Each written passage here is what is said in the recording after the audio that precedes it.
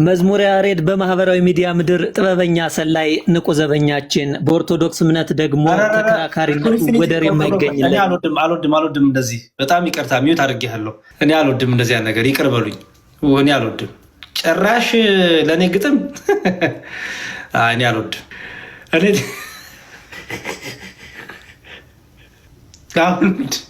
ማለት ቃላት ጠፋኝ።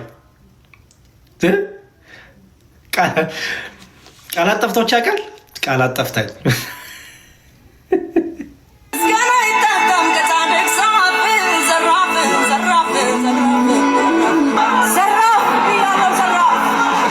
ይሄ መዝሙር ነው የእህታችን የሶፊያ ሽባባ መዝሙር ነው እንግዲህ እና ፖስት አድርጌያለሁ። እንደምታዩት ዘፈን ነው ወይስ መዝሙር ነው ብዬ ፖስት አድርጌያለሁ። ይሄን ሰሞን በነበረው ነገር ብዙ እንዳልኩት ነቢያቶች፣ ፓስተሮች ብዙ ነገር ኦርቶዶክስ ቤተክርስቲያን ሲናገሩ ነበረ እና ይሄንን ግን ሲተቹ አላየንም። ምንድን ነው አሁን ይሄን ምንም በለው ዘፈን ነው መዝሙር ነው ምንድን ነው? ለዚያውም ከባህላዊ ዘፈን የተወሰደ ማለት ነው። ይሄ ዘራፍ የሚባለው ቀረርቶ የሚባለው ሽለላ የሚባለው ታውቃላችሁ፣ ባህላዊ ነው።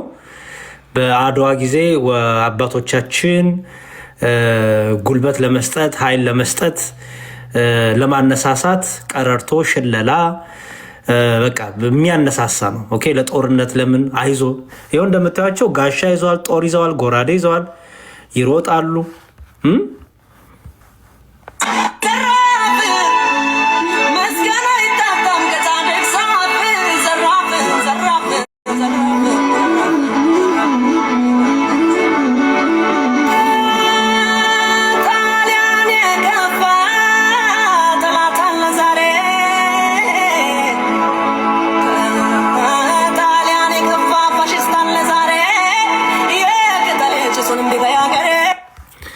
እሺ አሁን እዚህ ጋር እንደምታዩት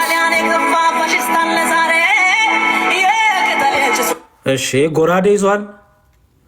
እቺ ምን እንዳደረገች አላውቅም። አሁን ያዩት አይገርማችሁም? እቺን አሁን ያዩት እስካሁን አላዩትም ነበረ። እቺ አሁን ያዩት። እሺ ይሄን ጎራዴ ይዟል። እሺ ይሁን ችግር የለውም። ይሄ ጎራዴ ይዟል።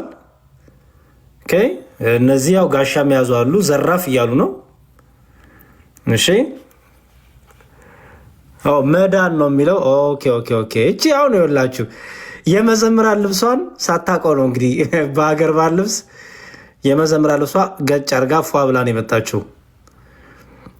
ኦኬ እሺ ቀጥሉ።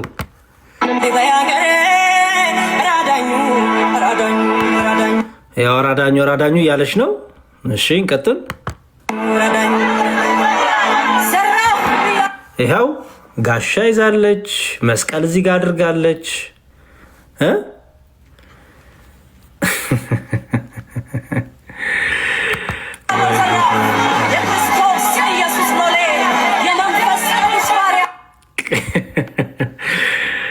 እኔ በጣም የገረመኝ እዚህ ላይ ምን አለ መሰላችሁ እንትን የሚላል ወገኔ የምትለዋ በጣም በቃ አዝናንት አስቃኛለችም። አዝናንት ስሟት እስቲ ወገኔ የምትለው አንድም ስሟት ወገኔ የምትለው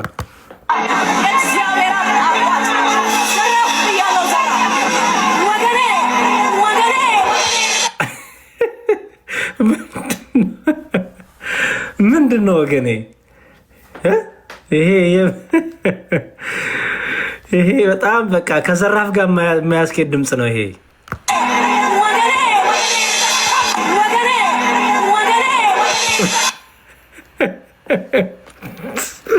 ወይ ጉድ!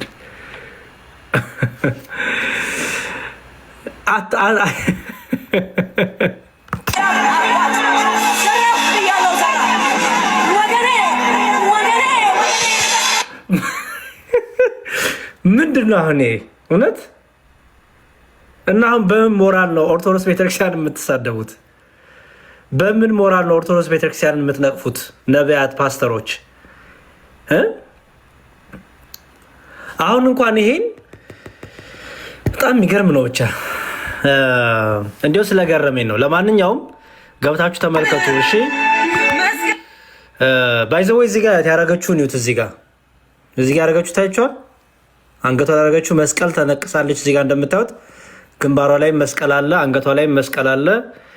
እዚህ ጋር ደግሞ የተለያየ ነገሮች አድርጋለች። ይሄ ዛጎል ነው የሚባለው፣ ዛጎል ምናምን ነገር አድርጋለች። አሁን ይሄ ባህል ነው ይኸውላችሁ። አንደኛው ነብይ ይመጣና የባህል የሚባል ነገር የለም፣ ኃጢአት ነው፣ ጽዩፍ ነው፣ ከአጋንንት ነው ይለናል። አንደኛው ነብይ የሚመጣና እንደዚህ የሚባል ነገር የለም፣ በቃ መዝሙር ለእግዚአብሔር ብቻ ነው ዜማ ይለናል። ከዛ ሰው ኦርቶዶክስ ቤተክርስቲያን የዘፋኞች ጎራ አይደለችም፣ ማጎራ አይደለችም፣ ወንበጫ እንትን አይደለችም ይላል።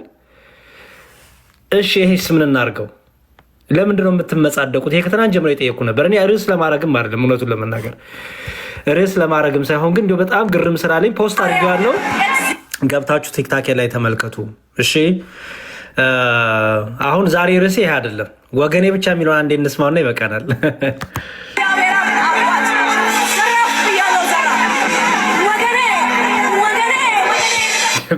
ይበቃናል። እቺ በጣም እኔ ጽፍ ያለው እዚህ ጋር ራሱ ወይ ዘራፍ ብዬ ወገኔ የምትለው ድምፅ ግን ብያለሁ። በጣም ስላሳዘነችኝ ከዘራፍ ጋር አትሄድም። ወገኔ የምትለው ድምፅ ወገኔ የምትለው ድምፅ ግን እንዴት ናት ብዬ ጽፍ ያለው እዚህ ጋር በጣም ስላሳቀኝ። በዚያው ግጥሙ ላይ አንድ የምትናገረው ነገር አለ። የእግዚአብሔር አብ አባት የምትለው ነገር አለ። እሱ ነገር አልገባኝም። ስሙት እስቲ አንዴ።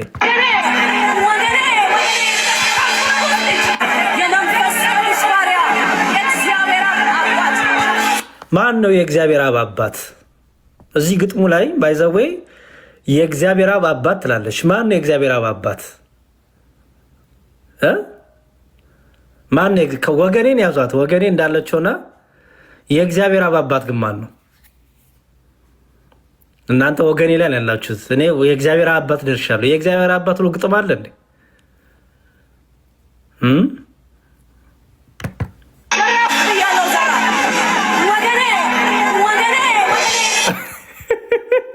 እሺ ይበቃናል። እሺ እሺ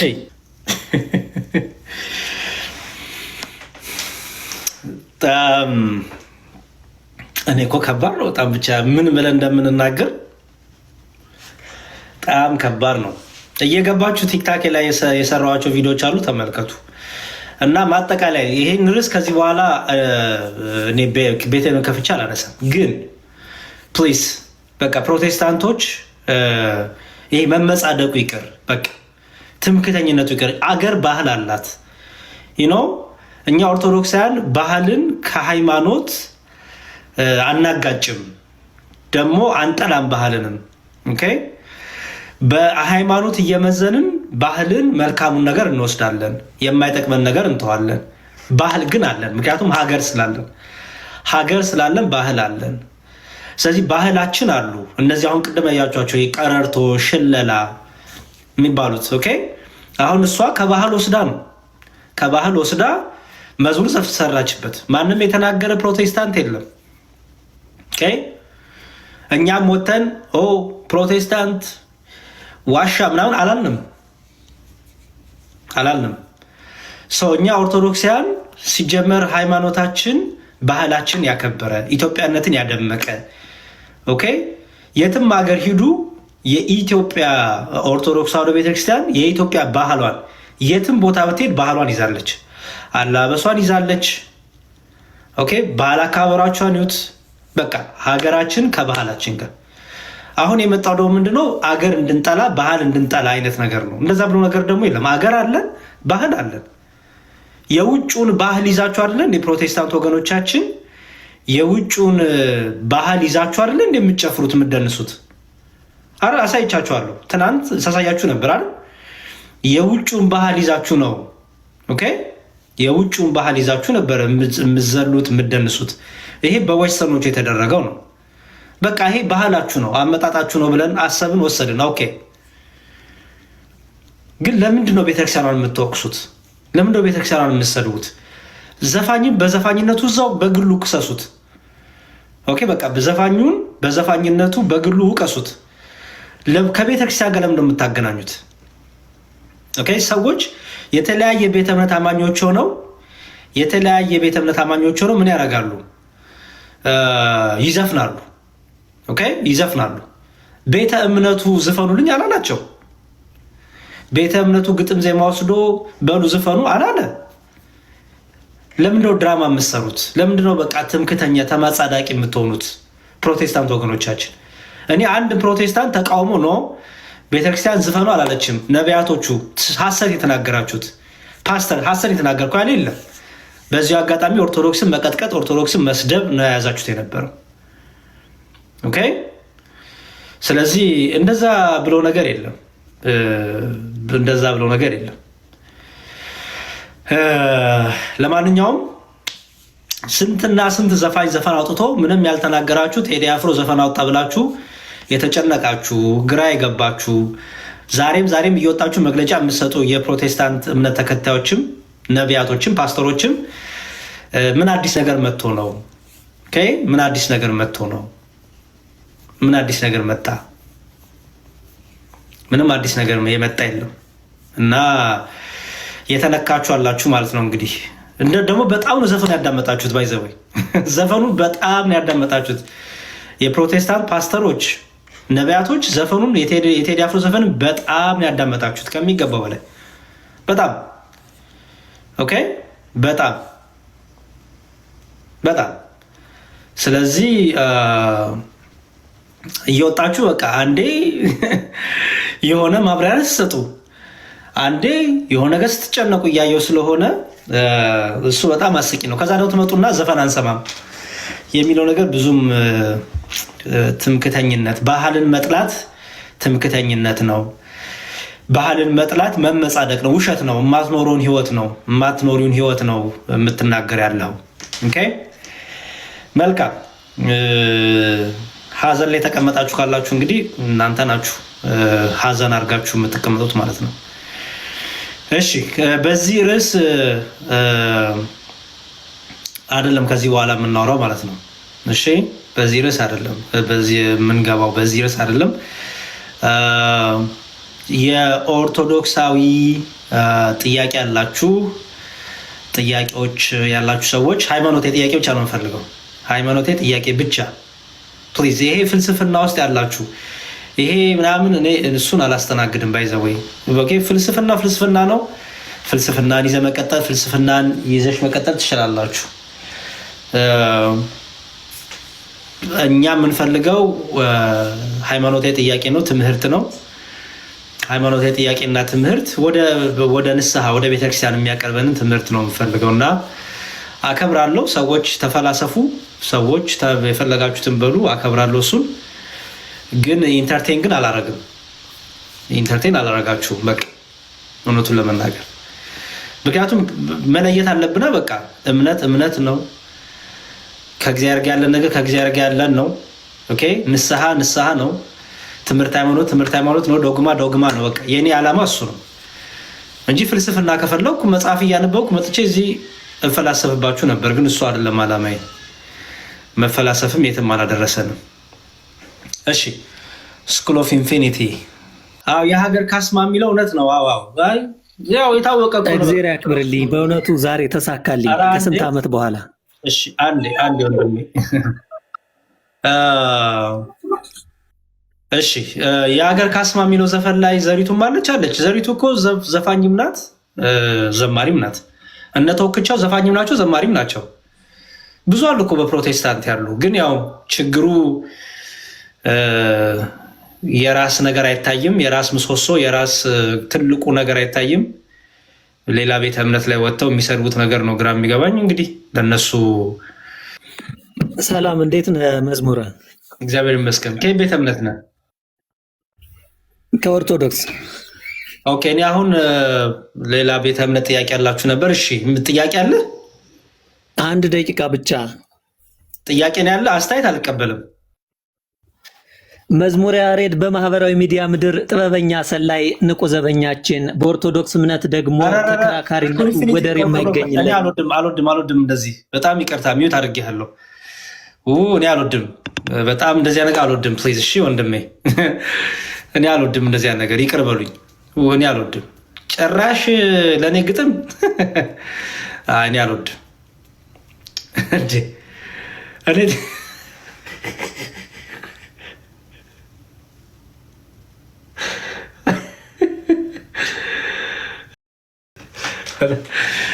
እሺ በጣም ይቅርታ።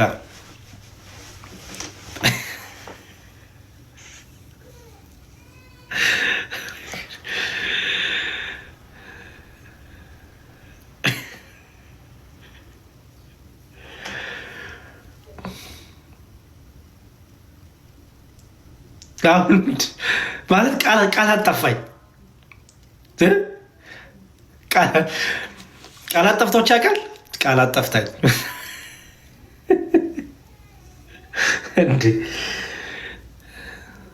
እሺ እኔ አልወድም። እሺ እኔ አልወድም እንደዚህ አይነት ነገር። ምክንያቱም ብታሞካክሹኝ ምን ብትሉኝ እኔ የማውቀው ኃጢአተኝነቴን ነው፣ ወራዳነቴን ነው የማውቀው፣ በደለኛነቴን ነው የማውቀው። ስለዚህ እዚህ ቁጭ ብዬ ያልሆንኩትን ነገር እኔ አልወድም። እኔ አልወድም ባይዘው እኔ ይሄ እኔ አላስጨርስም። እኔ መስማት አልወድማ።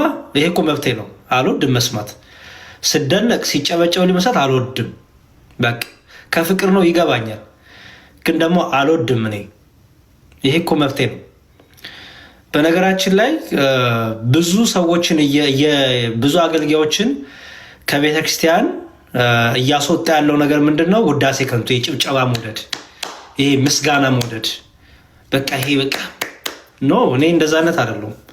አልፈልግም። እኔ የምትቀየሙ ካላችሁ ተቀየሙኝ፣ አልፈልግም። ቢንቢንና አገልጋዮችን የገደለው ጭብጨባ ነው። ቢንቢና አገልጋዮችን የገደለው ምንድን ነው? አሁን ቢንቢ የምገሉት እንዴት አድርጋችሁ ነው? አድርጋችሁ አይደል? በቃ ሁሉንም ነገር አገልጋዩንም የገደለው ቢንቢንም የገደላት እኔ አልወድም። እንዴ እኔ መቆየት እፈልጋለሁ። በእግዚአብሔር ቤት መቆየት እፈልጋለሁ። በሃይማኖቴ መቆየት እፈልጋለሁ። በቤተክርስቲያን መቆየት እፈልጋለሁ። እና በቃ ሆድ ይመርቅ። እውነት በጣም በቃ እንዲያው ደስ ተሰኝታችሁብኝ ከሆነ ጸልዩልኝ። ኦኬ ጸልዩልኝ፣ በመጸሎት አስቡኝ። አለቀ። እኔ ብዙ እንደዚህ የምወድ አይደለሁም። ብዙ እንደዚህ አልሰማም ቁጭ የእውነቱን ለመናገር እሺ። እና እንደዛ ነው። ወንድማችን ግን በጸሎት አስበኝ። በቃ በዛ ያዝልኝ። እሺ በዛ ያዝልኝ። እሺ ጥያቄ ያላችሁ ብቻ ነው የምቀበለው። ሰላም ናት። ሰላም ዲያቆን። እግዚአብሔር ይመስገን። ሰላም ናንተ ይሁን። እግዚአብሔር ይመስገን። ርዕስ ይዛችሁ ወይስ ማንኛውም ጥያቄ መጠየቅ እችላለሁ? ችግር የለውም። ማንኛውም ጥያቄ አቅርብ። እኔ ኦርቶዶክስ ነኝ፣ ግን ከጓደኞቼ ጋር እያወራው ስለ ቅዱሳን ምልጃ እንትን ብለን ነበርና ቅዱሳን በአካል ከኛ ከተለዩ በኋላ እንዴት ሊሰሙን ይችላሉ የሚለው ጥያቄ ትንሽ ከበደኝ። ማለት ከቤተ ክርስቲያን አንድ አካል ከመሆን አንጻር ለመመለስ ሞክሬያለሁ፣ ሁላችንም ብልት ከመሆናችን አንጻር ግን ትንሽ ከዛ በላይ እንትን ማለት ከበደኝ። ሞት ለአንተ ምንድን ነው? ጀስት በአካል ተለይቶ ከእግዚአብሔር ነፍስ እንደማትሞት ግልጽ ነው። ከምድራዊ ወደ ሰማይ ወደ ጌታ ጭራሽ መቅረብ ማለት ነው። ለአንድ ክርስቲያን ሞት ሲባል ምን ማለት ነው? በአዲስ ኪዳን ላለን ክርስቲያኖች ክርስቶስ ሞታችንን ገደለው ስንል ምን እያልን ነው? ሞት ይዞ እንደማያስቀረን ጭራሽ ወደሱ እንደምንቀርብ። በፊት ሞት ይዞ ውጦ ያስቀረን ነበር አይደለ? እግዚአብሔርን ማመስገን እንኳን አይቻልም ማለት። አሁን ግን በአዲስ ኪዳን ላለን ክርስቲያን ሞታችን ስለተገደለ በሰማይ አሁን ዝማሬ የለም ወይስ አለ? አለ። በየትኛው እውቀት ነው የሚዘምሩት? በየትኛው ማወቃቸው? ምክንያቱም ለመዘመር ማወቅ ያስፈልጋል፣ ለመዘመር ተናጋሪነት ያስፈልጋል፣ ለመዘመር አዋቂነት ያስፈልጋል አይደል?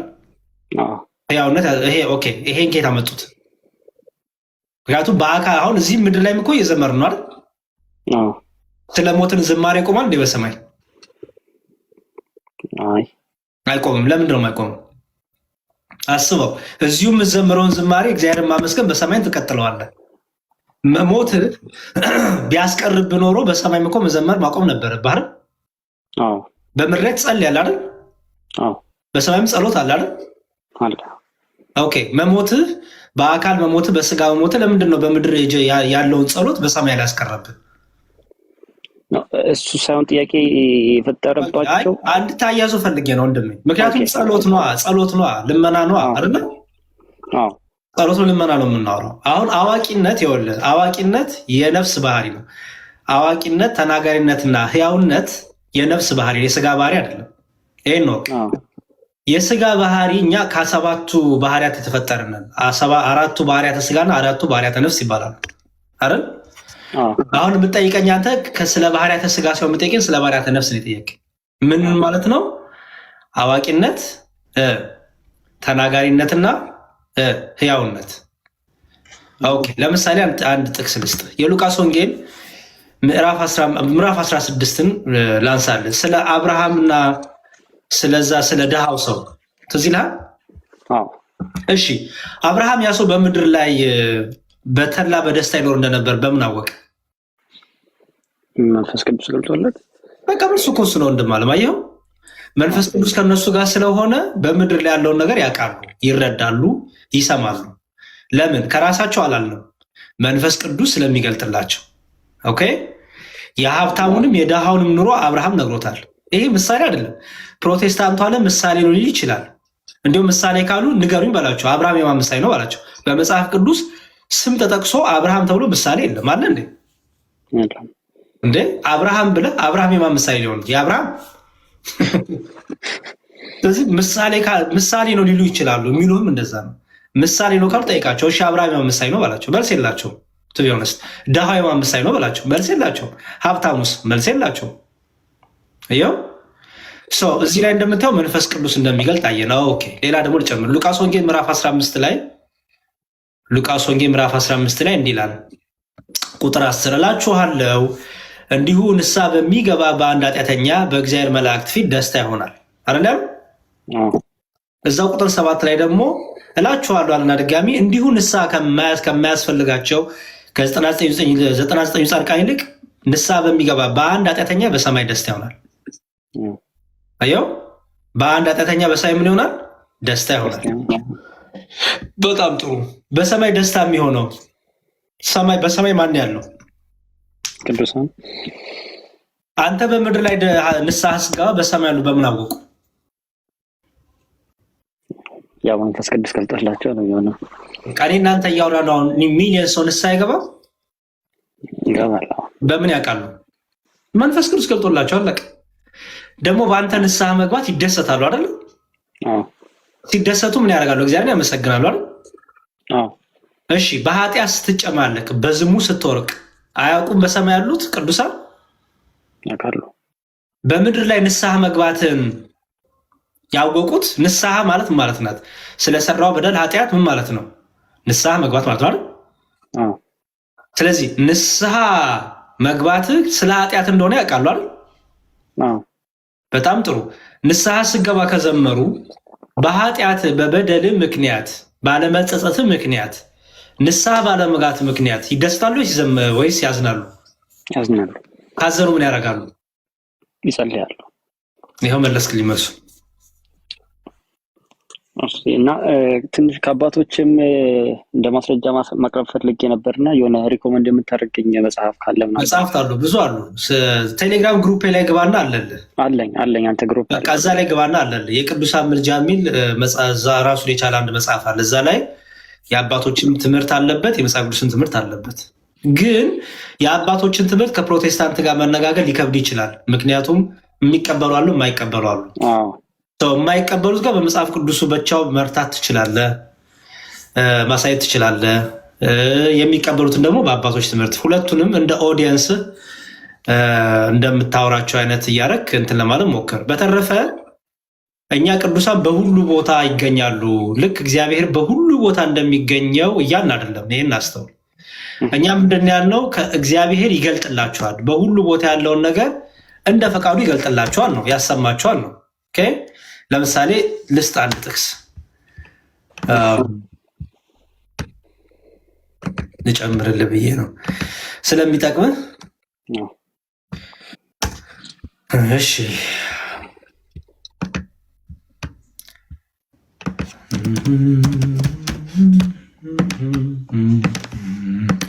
ዮሐንስ ራእይ ላይ ራእይ ነው ይለዋል።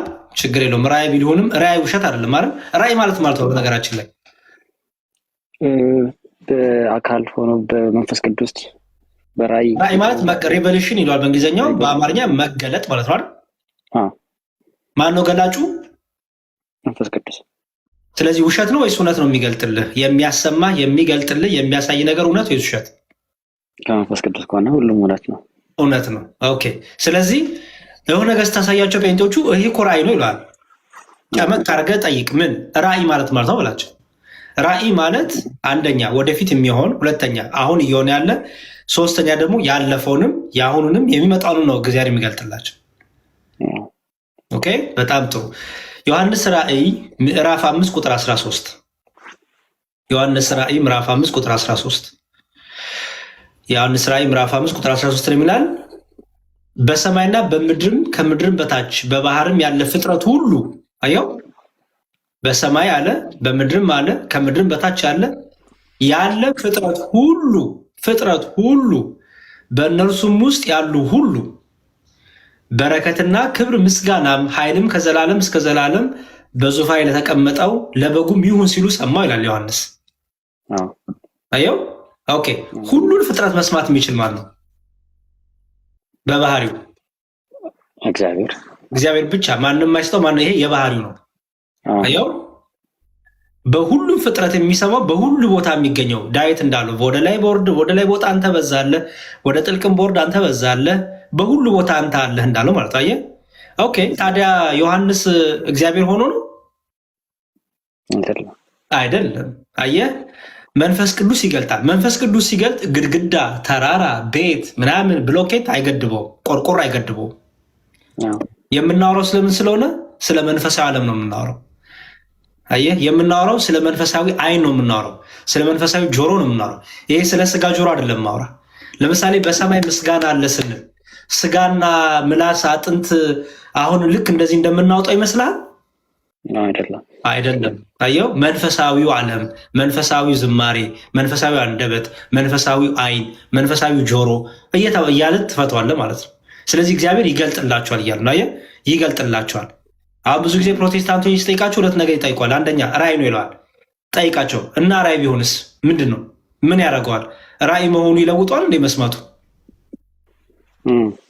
አይለውጠው ማለት። ምክንያቱም ራእይ በራሱ እግዚአብሔር የሚገልጠው ማለት ነው ትርጉሙ። ኦኬ። ሁለተኛ ደግሞ ዮሐንስ አንድ ቦታ ሆኖ ይህን ሁሉ ነገር ሲመለከት እግዚአብሔር ሆኖም አይደለም፣ ይልቁንም መንፈስ ቅዱስ ገልጦለት እግዚአብሔር ይገልጣል። አሁን ሶስተኛ የሚጠይቁ ምንድን ነው? ይሄ እኮ አንድ ኢንሲደንት ነው ይለዋል። በቃ አንድ የተፈጠረ ነው። ማን ያለው እንደዛ እንዴ? በዚህ እኮ የምታየው የእግዚአብሔርን ችሎታ ነው አይደለ? የእግዚአብሔርን ችሎታ ትገድበዋለህ እንዴ? አትገድበውም። ጴጥሮስ ትዝ ይልሃል? በቤቱ ቁጭ ብሎ እነዛ ባልና ሚስት ያደረጉትን ነገር አወቀባቸው። ኦኬ። በቤት ቁጭ ብሎ ከቤቱ ውጭ ያለውን ነገር ማወቅ የስጋ ባህሪ ነው አይደለም? አይሁን። ስለዚህ እኛ የምናወራው ከዚህ አንጻር ነው። ምንድነው መጽሐፍ ቅዱሱ በዚህ መልኩ አድርጎ ያስቀምጥልሃል። እነዚህን ውሰድ። ቴሌግራም ግሩፕ ላይ ደግሞ ሞር ዲቴይል ዝርዝሮች አሉልን። እሺ ቃሉ ያሰማልኝ እና የሆነ ነገር ደግሞ ለመናገር በትክክል የተባልኩት አላስታውሰውም፣ ግን እንደዚህ አይነት ነገር የተጀመረው ወይም የነገር የበጣው ላይ 5ኛ ክፍለ ዘመን ላይ ነው የሚባል ነገር ደግሞ ሰምቼ ነበር። ሪሰርችን ስራ አራታው እኔ አሁን እሱ ነገር በደንብ ሪሰርችን ስራ። በተለይ የክህደት ትምህርት የመጣው መቼ ነው? በቅዱሳን ምልጃ ላይ በዚህ የጥንቷ ቤተክርስቲያን ምን ታምናለች የሚለው ኢቭን ነገረ ማርያም በጥንቷ ቤተክርስቲያን እንኳን ብሎ ያለ መጽሐፍ አለ፣ አስቀምጬ እላለሁ እዛ።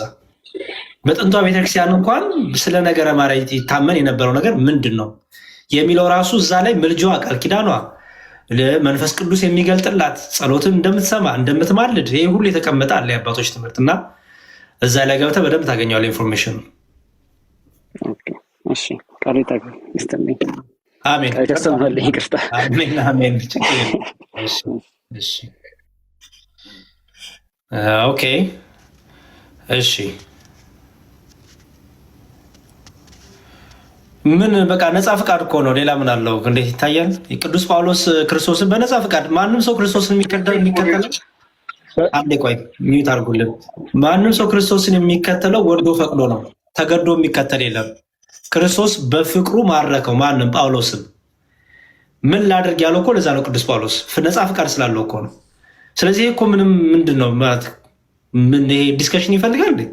አንዳንዴ በራሳቸው አንብባቸው መለስ የምትችቱል ነገር ብዙ ክብድ አታርጉት።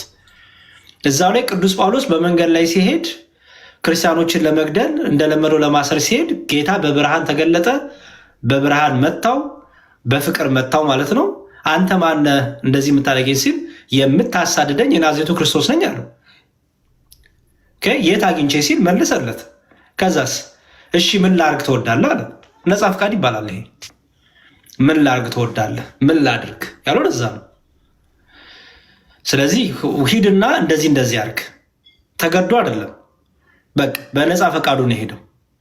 ስለዚህ ነፃ ፈቃድ እኛ ነፃ ፈቃድ አማኞች ነን። ባይዘወይ እኔ ክርስቶስን የምከተለው ነፃ ፈቃዴን ተጠቅሜ ነው። ወደ እኔ መንፈስ ቅዱስ ይመጣል፣ ቃሉ ይመጣል። ልቤን መክፈት የኔ ፋንታ ነው፣ ልቤን ማደንደንም የኔ ፋንታ ነው። እኛ ኦርቶዶክሳውያን ጥርት ያለ ትምህርትን ያለን በነፃ ፍቃድ ጉዳይ በፊትህ እሳትና ውሃውን አቅርቢያለሁ፣ ወደ ፈለግከው እጅን ስደድ ነው። በቃ የእግዚአብሔር ቃል በፊታችን እሳትና ውሃ አለ፣ ወደ ፈለግነው እጃችን መስደድ ነው። እሳት የተባለው ክፉ ነው፣ ኃጢአት ነው፣ በደል ነው፣ ዓለማዊ ነው።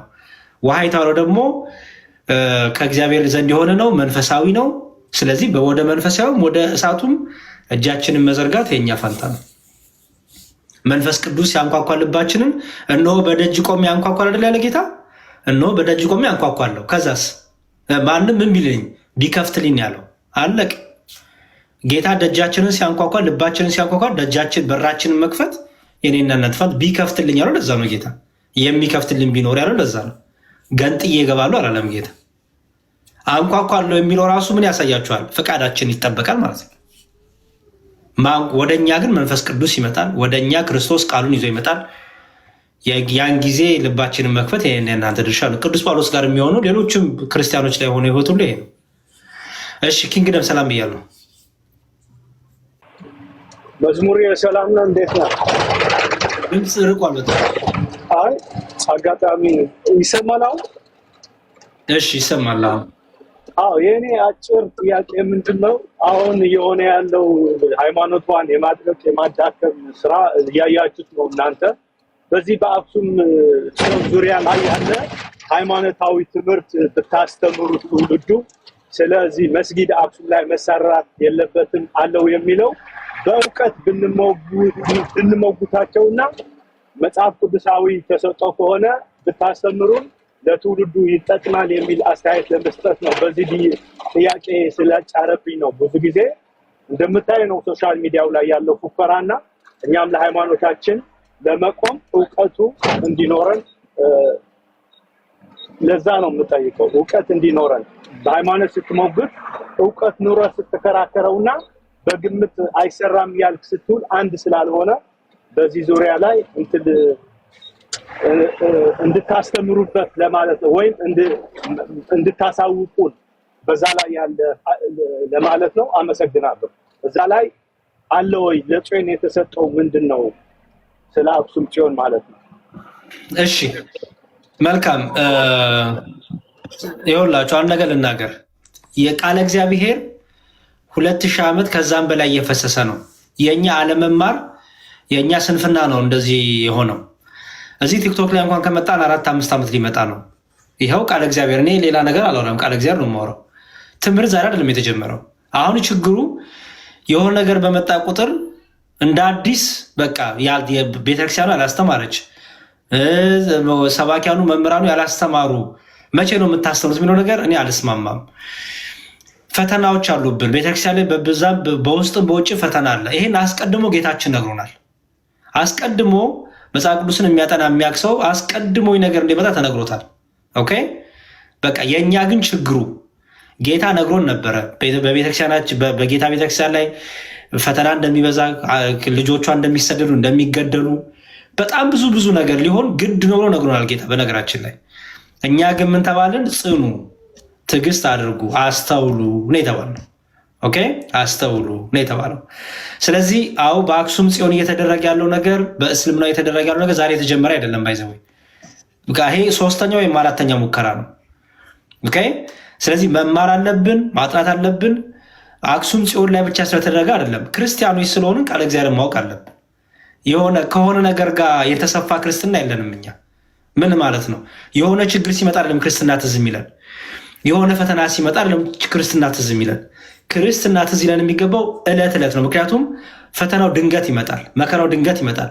ቤተክርስቲያን ላይ ቤተክርስቲያንን ማቃጠል፣ ክርስቲያኖችን ማሳደድ፣ መግደል ድንገት ይመጣል ሳናስበው። መቼም ጠላት ቤተክርስቲያንን የማይወድ ጠላት ነግሮን አይደለም የሚያቃጥለን፣ ነግሮን አይደለም የሚያፈርሰን፣ ነግሮን አይደለም የሚቆርጠን። ስለዚህ ዕለት ዕለት በቃለ እግዚአብሔር በጸሎት ልንተጋ ይገባል። ኦኬ ስለዚህ በአክሱምን በሌላ በተለያዩ ቦታዎች ላይ ብዙ አይነት በተለይ እነዚህ አክራሪ ሙስሊሞች ዋሃብያን በሉት አሃብሽን በሉት የተለያየ ነገር እያደረጉ እንደሆነ እያየን ነው፣ እየሰማን ነው። በእኔ በኩል ያለውን ነገር አንዳንድ ነገሮች ሊሰብስብና በደንብ ይሄ ዝም ብሎ ቪዲዮ እየቆራረጡ ወይ ቪዲዮ እያሳዩ ሳይሆን በደንብ ያለውን ነገር ከታች ጀምሮ ቤዝ ይዘን ኦኬ በደንብ እንድናገር ስለምፈልግ በእኔ በኩል ያለውን ነገር በደንብ እየሰበሰብኩኝ ነው። በደንብ ስንጨርስ በአክሱም አካባቢ በተለይ ስፔሲፊክ ለምን ተፈለገ ያ ነገር የሚለውን በደንብ እናወራበታለን። በተረፈ ግን ዛሬም ነገም ቃለ እግዚአብሔር ተማሩ። መጽሐፍ ቅዱሱ እንደሚለው በጊዜውም ያለ ጊዜውም ጽና ነው የሚለው። አለቅ በጊዜውም ያለ ጊዜውም ጽና። በጊዜውም ሲባል ያለ ጊዜውም ሲባል ይገባቸዋል። በጊዜውም ሲባል ፈተና ቢመጣም ጽና ነው። ያለ ጊዜውም ደግሞ ፈተና በሌለን ጊዜም ጽና። ኦኬ የሆነ ነገር ስለመጣ ብቻ ከሆነ እግዚአብሔር ትዝ የሚለን ያ ነገር ሲያልፍ እግዚአብሔር ረሷለን። የብዙዎቻችሁ ችግር ነው። የሆነ ነገር ሲመጣ መንፈሳዊዎች ነን፣ ዘማሪዎች ነን፣ በቃ ያ ነገር ሲያልፍ ደግሞ ጨፋሪዎች ነን፣ ደናሾች ነን፣ ግራ የምናጋባ ነን። ኦኬ ስለዚህ እሱን ነገር በደንብ ልናስተውል ይገባል። በአደባባይ የሚናገሩትን በአደባባይ በውስጥ ደግሞ በደንብ ልናገርባቸው የሚገባውን ደግሞ እንደዚህ በሁለት ከፋፍለን በደንብ ዲስከሽኖች እናደርጋለን ማለት ነው። እና ጥሩ ጥቆማን የሰጠን እግዚአብሔር ይስጥልን ወንድሜ፣ አመሰግናለሁ። እሺ መዝሙር ለምን መሰለህ ይሄን ያነሳሁበት መንገድ ብዙ ጊዜ ከሙስሊሞች ይልቅ እነዚህ ኦርቶዶክስ ነን የሚሉ ሰዎች በቤተክርስቲያናችን ላይ በቃ በአፋቸው መጥፎ ቃል ሲናገሩ ማይሆን ነገር እስኪ መጽሐፍ ቅዱስ ላይ አውጥታቸው አሳዩ፣ እስኪ እንደዚህ አድርጉ ጨረቃ ሁነው ከሙስሊሞች በላይ ያስቸገሩን ሰዎች ኦርቶዶክስ መስለው ኦርቶዶክስን ሊያፈርሱ የሚተጉ ክርስቲያን ሰዎችን እነሱን ለማስተማርና መልስ ለመስጠት ነው። ባለመመራችን ይቅርታ እንጠይቃለን። ይሄን ለማለት ነው። ቴንክ ዩ። እሺ ችግር የለውም። እሺ ያው እንደምታውቁት ነው ኦርቶዶክስ እየመሰሉ ብዙ አጭበርባሪ ሌቦች አሉ። የኦርቶዶክስ ልብስ ይለብሳሉ። የኦርቶዶክስ ማሊያ ለብሰው ለሌላ ቡድን የሚጫወቱ ለሌላ ብሔራዊ ቡድን የሚጫወቱ ብዙ ሰዎች ይዘናል። አውቃላችሁ አይደለ? ቤተ እምነታቸው ሌላ ነው፣ ግን የኦርቶዶክስ ልብስ እየለበሱ የኦርቶዶክስ መለያ እያደረጉ የሚያጨረብሩ ሌቦች ይዘናል። ብዙ ኦኬ ኦልሬዲ በሌላ ቤተ እምነት ቅጥር የሆኑ ማለት ነው። እና እንደዚህ አይነት ሰዎችን ንቁባቸው፣ ከፍሬዎቻቸው ታውቋቸዋላችሁ ያለው ጌታ ክርስቶስ። ስለዚህ አምላካችን የነገረን በዛ ነው። እወቁባቸው። በሚዲያ ይመጡባቸዋል፣ በህይወታችሁ በመሬት ላይ ያለው ይመጡባቸዋል። እና ብዙ ሌቦችና አጭበርባሪዎች፣ ተኩላዎች፣ ሐሰተኞች የበዙበት ዘመን ስለሆነ ልትነቁ ይገባል። እሺ ጨምዳሳ ነው የሚለው። አዎ ሰላም መስሙረ፣ እንዴት ነህ? እግዚአብሔር ይመስገን ሰላም አለን እግዚአብሔር ይመስገን። አንድ ሰሞኑን ያየሁት ነገር ነበር እና በገላትያ 5 መጽሐፍ ቅዱስ እያወዳደሩ ከቤት እምነት ነው። እኔ ኦርቶዶክስ ነኝ። እሺ አንድ ሂታችን ከዚህ በፊት አንተን እንኳን አይደለም ልደትና እንትን ኢንቫይት ስታደርግ የነበረውና መጽሐፍ ቅዱሱን እያወዳደረች እንትን እያለች ነበር እና ያው ከእኔ ትንሽ አእምርም እንደዚህ እንትን ለማድረግ ሪፍሌክት ለማድረግ እና ስለዚህ ነው በቃ ዘፈን የሚፈቀደው ዘፋኝነት የሚለው ዘፋኝነት ከሰማ የወለው እንደምትም ታምጣትና ከቻለች ትነጋገር ከኛ ጋር። ቤተክርስቲያን ዘፈን ፈቅዳለች የሚል ሰው ካለ ይምጣና ይነጋገረኛ ጋር። ገላታ ላይ ያለው ኮሚ የሚለው በራሱ ፍቹ በጣም ብዙ ፍቺ ነው ያለው። አይተው ከሆነ አይተዋል። እኔ አይቻለሁ። እኔማ ሰርች አድርጌ ራሱ ለማየት ሞክራለሁ። በኮይኔ ግሪክ ላይ ያለውን ራሱ አንድ በአንድ በቃል በቃል ትራንስሌት የተደረገ እና እዛ ላይ አልተጻፈም። የእነሱ የአዲሱ መደበኛ ትርጉምና 81ን እያወዳደረች ነበር እና እንደዚህ የሚሸወዱ አይነትም አለ ለማለት እና ለእኛ ልጆች እንትን እንድትላቸው ነው እንጂ እኔ እንትን ኖረኝ አይደለም። ምንም ችግር የለውም። እሱ ማንበብ ነው በቃ። ማንም ይሸወድ የለም እንኳን ባይዘወይ። ለምሳሌ ባለፈው ትዝታው ግንበኞች የናቋት ድንጋይ የማዕዘን ራስ ሆነች የሚለው ለማርያም አረጉት ብሎ ዋሸ። ስለዚህ ምን አደረግን? በራሱ በሂብሩም በግሪኩም በሂብሩም ማየነው ድንጋይ የሚለው ሲጻፍ በሴት ጾታ ነው የሚጠ ልክ እኛ ጨረቃን ፀሐይን በሴት ጾታ ፀሐይ ወጣች እንላለን። አየህ ፀሐይ ወጣች ስላልን ግን ፀሐይ ራሷ ሴት ናት እያልን አይደለም። በሴት አንቀጽ ግን እንጠራታለን። ስለዚህ በልማዳቸውም ፌሚኒን ነው ፕሮናንሴሽኑ ናውኑ ድንጋይ የሚለውን በሴት አንቀጽ ነው የሚጠሩት። ስለዚህ ከዛ አንጻር ብለን መልስ ሰጠን። በቃ አለቀ። አሁንም ገላታ ላይ ያለው ኮሞስ ኮሚ የሚለው በሌሎቹም ቃላቶች አሉት። ማንበብ ነው ባይዘወይ። ማንም ባይዘወይ አሁን ላይ የሚሸወድ ኦርቶዶክስ የለም። ምክንያቱም ኦልሬዲ መጽሐፍቶቹ የተገለጡ ናቸው። እናት ቋንቋው በብዙ መልኩ ያብራራል ያንን ቃል። ይሄ ትምህርት ነው በሰፊው ተሰጥቷል። አይ ቲንክ ዶክተር ሳብሪም ቪዲዮ ሰርታበታለች አይቻለው። ምንም እንደዚያ ካሉ ግን ሼር አድርጋቸውና ይምጡና ከኛ ጋር ፊት ለፊት ይነጋገሩ። ያው ዝም ብሎ ሰው የነገራበት ትዝታው የሚነግራቸውን ነገር ነው ይዘው የሚያቀነቅኑት። እሱ ችግር የለውም። ብዙ አይነት ድራማ ስላለ ችግር የለውም ማለት ነው። ግን መማሩ ያስፈልጋል፣ ማጥናቱ ያስፈልጋል፣ መመሩ ያስፈልጋል። እሱን እስማማለሁ። አይ ብዙ ጊዜ ኮምፔር ማድረግ ያለብን ከምንድን ጋር ነው የሚለው እሱ ብቻ ሳይሆን ብዙ ጊዜ የእነሱ አዲስ መደበኛ ትርጉምና 81ን ነው እያወዳደሩ ያሉትና ብዙ ደግሞ ይሄን ደግሞ ከምን ጋር ነው ማወዳደር ያለብን የሚለው ነገር የማያውቁት ብዙዎች አሉ ብዬ አስባለሁ። ምክንያቱም ሪፈርም ለማድረግ የማይመቻቸው ብዙ ልጆች ስላሉ እና ከምን ጋር ነው ኮምፔር ማድረግ ያለባቸው እንትን ሳሉ እሱ ብቻ ሳይሆን አሁን ሮሜ ላይም ከዚህ በፊት የተነሳ ነበረ፣ ግን ያው እንደዚህ ሚዲያ ላይ ተነስቶ አልነበረም። ምክንያቱም ሁላችን ስክሮል ስለምናደርግ እና ያለን አንዳንድ ነገሮች ግን እንደዚህ አይነት ነገሮች ስናይ እውነትም የእነሱን መጽሐፍ ከኛ ጋር ነው ኮምፔር ማድረግ ያለብን ወይስ ደግሞ ከእናት ቋንቋ ነው ኮምፔር ማድረግ ያለብን የሚለውን ነገር ሁሉም ግንዛቤ እንዲኖራቸው እና ከእናንተ ሁሉም እንትን ስለሚሰሙ እሱን እንትን እንድታደርግላቸው ነው እንጂ ለእንትኑ አይደለም። በጣም ይቅርታ። ችግር የለውም። እሺ እግዚአብሔር ይስጥልን። በጣም አመሰግናለሁ። እሺ በዚህ ጉዳይ ላይ እንግዲህ ጥያቄ የፈጠረባችሁ ካላችሁ መጠየቅ ትችላላችሁ። እኔ እስካሁን ድረስ ማንም ሰው ብዙ በዚህ ላይ የተጨነቀ አላየሁም። እውነቱን ለመናገር ኦርቶዶክሳዊ ተዋሕዶ ቤተክርስቲያን ዘፈን ትፈቅዳለች የሚል ጴንጤ ካለ ይምጣና ከኛ ጋር መሞገት ይችላል። ምንም ችግር የለውም። አዲሱ መደበኛ ትርጉም ላይ ያለውንም ነገሮች ማየት እንችላለን። በጣም ብዙ ነገሮች ስላሉ ማለት ነው። አንዳንዴ ጥያቄ ህዝቡ ላይ ጥያቄ ያልተፈጠረውን ነገር ጥያቄ እንዲፈጠር አንዳንዴ ሳናቅ እናደርጋለን። ጥያቄ የተፈጠረባችሁ ካላችሁ ግን ፕሊዝ ጠይቁ። እና ደግሞ አምጧቸው እነዚህን ፕሮቴስታንቶች እና ከኛ ጋር መሟገት ይችላሉ። ግርማ ሰላም ብያለሁ። ሰላም ዲያቆን። እግዚአብሔር ይመስገን። ክርስቶስ ተንሥአ እሙታን በአማን ተንሥአ እሙታን። ሶስት ጥያቄ ነበረኝ እና እሷን ብትመልስልኝ ብዬ ነበረ። እሺ የምመልስልህ በሁለት መልክ ነው። አንደኛው እዚሁ መልስልሃለሁ። ሁለተኛው ግን መጽሐፍ እጠቁምሃለሁ። ምክንያቱም ራሳችንን ችለንም ማንበብ ስላለብን እንደምታየው ብዙ ጊዜ መጠየቁ ነው እንጂ የምንወደው ማንበብን አንወድም ብዙዎቻችን። እና እኔ ደግሞ ምን አስባለሁ፣ ቲክቶክ ባይኖርስ፣ ሶሻል ሚዲያ ባይኖርስ፣ መምህራን ባይገኙስ? በቃ ጥያቄው መልስ የለውም አይደለም። ጥያቄ አለው፣ መልስ አለው። እና ዩቲዩብ ላይ ለምሳሌ ጥያቄዎችን ሰርች አድርጋቸዋል።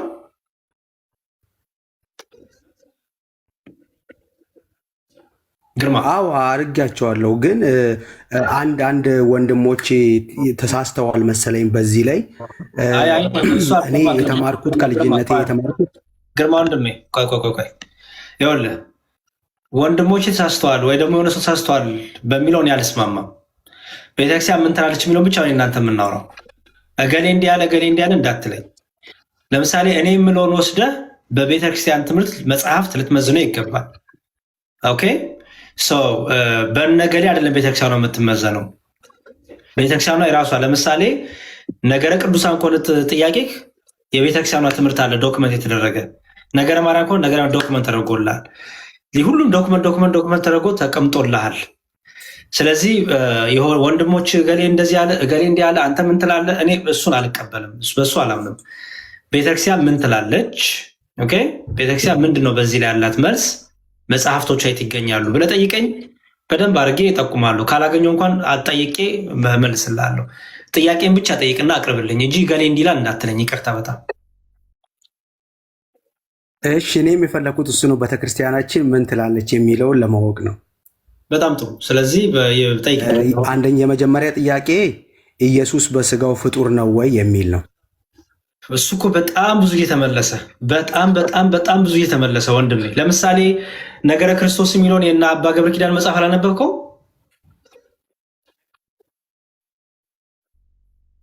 አላነበብኩትም። አየህ፣ የቤት ስራን ስላኩ ለዛ ነው። በዚህ በነገረ ክርስቶስ ብለው አባ ገብረ ኪዳን ሌሎችም አባቶች ተሰብስበው ጥሩ መጽሐፍ ጽፈዋል። ኦኬ ይሄ በጣም ብዙ ጊዜ እኔ እንኳን በግሌ ጠይቄ በጣም ብዙ ጊዜ መልሻለሁ። ሃይማኖተ አበው ላይ ኢየሱስ ክርስቶስ በስጋው ፍጡር ነው የሚል ቃል አለ። ግን ምን ማለት ነው? ለማን ተመለሰ?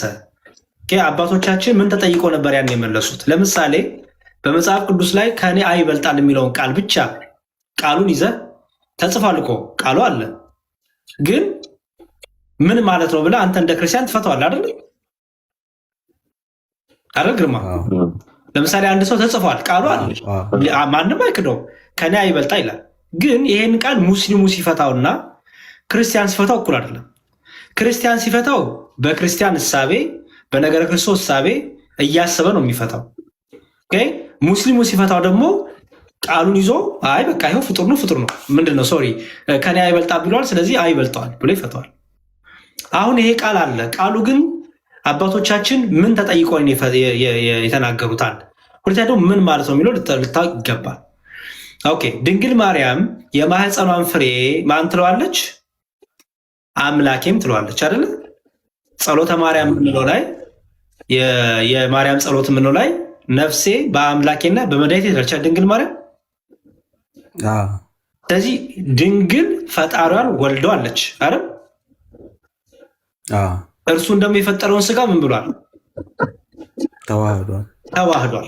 ኦኬ ስለዚህ እርሱ የፈጠረውን ስጋ ስለተዋሃደ የፈጠረውን ስጋ ገንዘቡ ስላደረገ አየው፣ የፈጠረውን ስጋ ገንዘቡ አሁን ለምሳሌ በጸሎት ሃይማኖታችን ላይ የተወለደ እንጂ አልተፈጠረ ይላል አይደል? ኦኬ ስለ የትኛው ነው እያወራ ያለው? ስለ ስጋዊ እያወራ ነው? የተወለደ ሲል አስቀድሞ ቅድመ ዓለም እያለ እኮ ነው። ከአብ የባህሪ ልጁ አይደል እንደ ክርስቶስ ጌታችን ልደት አይደል? ሁለት ልደት አለው። አንደኛው ልደቱ ቅድመ ዓለም አይደል? ሁለተኛ ልደቱ ደግሞ ከድንግል ማርያም አይደል? ድህረ ዓለም በቃ። ስለዚህ አስተው የተወለደ ልጅ ያልተፈጠረ ስንል አንደኛ ቅድመ ዓለም ሁሉ ሲፈጠር እርሱ ራሱ ፈጣሪ ነው እያልን ነው። የተፈጠረ አይደለም። አየው እኔ እናንተ ፍጡራን ነን። ጌታችን ቅድመ ዓለም የእኛን ፈጣሪ ነው የመጀመሪያው። አየው ሁለተኛው ደግሞ ድህረ ዓለም ደግሞ ከድንግል ማርያም የተወለደ ነው። ሲጀመር ድህረ ዓለም ጌታ እንደ አዲስ የሚፈጥረው ፍጥረት፣ እግዚአብሔር እኮ ፍጥረትን ሁሉ ፈጥሮ ጨርሷል አይደል? አዲስ የሚፈጠር ፍጥረት የለም በእኛ ታውቃለህ አይደል? ግርማ አለህ? ግርማ ከኔ ጋር ነህ? አለሁ። እሺ ጥሩ። ስለዚህ የፈጠረውን ስጋ ድንግል ማርያም ፍጡር ናት። ከእሷ ነው ስጋን የነሳውና ስጋና ነፍስን ደምን ከእሷ ነስቷልና የፈጠረውን ስጋ ተዋሃደ። ኦኬ የፈጠረውን ስጋ ተዋሃደ፣ ገንዘቡ አደረገ፣ ቃልም ስጋ ሆነ ስንል የፈጠረውን የስጋና የነፍስ ፈጣሪ ማን ነው? ራሱ ክርስቶስ ኢየሱስ ነው አይደል? ስለዚህ ያን የፈጠረውን ስጋ ገንዘቡ አደረገ ስንል ክርስቶስ በስጋ ፍጡር ነው የሚለው ያ መልእክቱ ምንድን ነው? ያን የፍጡር የፈጠረውን ስጋ ገንዘቡ አደረገ። ኦኬ የፈጠረውን ስጋ ራሱ አደረገ ከሚል አንጻር አባቶቻችን የተናገሩት ነው እንጂ ክርስቶስ ዛሬም በስጋ ፍጡር ነው እየተባለ አይደለም። አስተውል። ኦኬ ገንዘቡ አደረገው፣ ተዋሃደው። ያን የፍጡርን ስጋና ባህሪ አካል የራሱ አደረገው እግዚአብሔር እያልን ነው። ኦኬ ሰው ሆነ ማለት ነው ባጭሩ። ሰው መሆን ሰው ደግሞ ፍጡር ነው አይደል? አዎ። ከኔ ጋር ነህ እንደ ግርማ ወይስ ሌላ ቦታ ስራ ይዛል?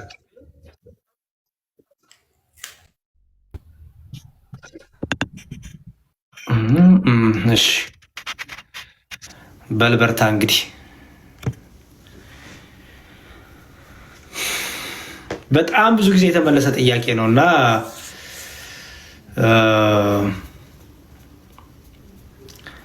እንዴት እንደሆነ አልገባችሁኝም። እና ይሄ ሃይማኖት አቦል ያለው ነገር በደንብ ይዩት። ኦኬ በደንብ ብታዩት ያስፈልጋል።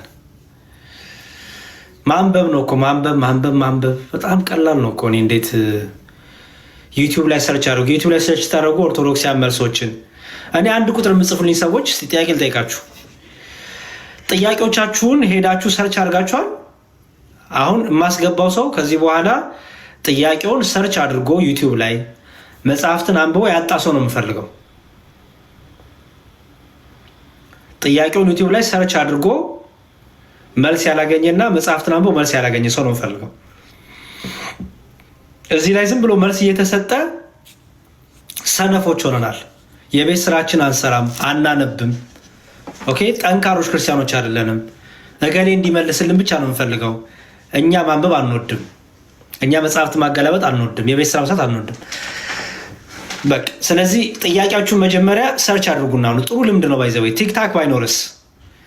ቲክታክ ባይኖር መምህራንን ባታገኙ እምነት ልትቀይሩ ነው። መጽሐፍ የምታገኙት ቴሌግራም ቻናል ላይ ፖስት አድርጌያለሁ። ዛሬ ታገኛላችሁ መጽሐፍት። እሺ መጽሐፍትን ያላነበበና ዩቲዩብ ላይ ሰርች አድርጎ ለጥያቄው መልስ ያላገኘ ሰው አንድ ቁጥር ይጻፍልኝ።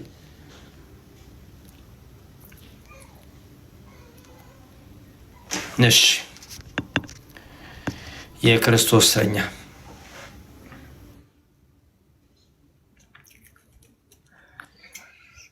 በማርያም አማረ ሁለት ሰው ላስገባና እስቲ። እሺ ሰላም ብያለሁ። የክርስቶስ እስረኛ ነው የሚለው። ሰላም መዝሙር፣ እንዴት ነህ? እግዚአብሔር ይመስገን።